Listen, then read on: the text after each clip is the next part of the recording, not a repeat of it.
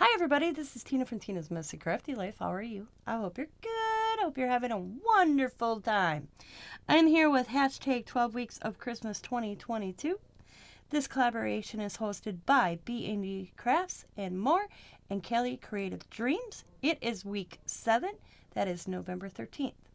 The project I'm about to show you is an upcycle project. My husband's aunt and uncle, who lived in their house for almost 55, 60 years between that, decided to downsize, and they sent a whole box of stuff over that they thought I might like. And in this box were these trays, and I went into Pinterest and went down a rabbit hole to see what I could do with these trays. And they were like little serving trays. This one actually was Christmas related underneath. I painted over it. So on Pinterest, there are so many different ways to alter these little serving trays. So this is what I came up with. So what I did is I painted it with black gesso. And of course I let it dry, and then I painted it with black. And I got out my fabric, and I found this one I liked with the red truck and the campers. And then I had this little snowman. I don't even know where I got him, but I've had him for a long time.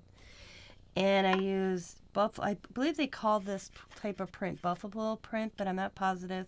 This is a piece of ribbon here, and then I got the buffalo print, and then a Merry Christmas is a die I should say, and then I cut that out. And then this going around here is some jute, and what I did is I cut 2 pieces of the jute, and then I took this, which I got at the Dollar Tree. I'm hoping they come out with this again this year. It might be already out there. I haven't been to Dollar Tree. And I just braided it, and I put that around the edge. And then I had this ribbon, which is, again, like that buffalo print, kind of matched the...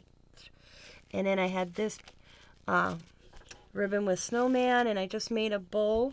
Or I didn't what I did is I layered the pieces. One of the checkered one, buffalo, and then a snowman, and then the buffalo print, and then the snowman, and I kind of just bunched it up in the center. And I just used a little leftover of this, and I tied it all in the center, and then I just kind of moved them out and made a little bow like that. And that's on top. So that is my project for this week. So, when you come across things like this tray, I remember getting a box of stuff going, too nice of trays to get rid of. And I thought, well, I could use them like it is, or maybe I can turn it into something. And I did. And that is this.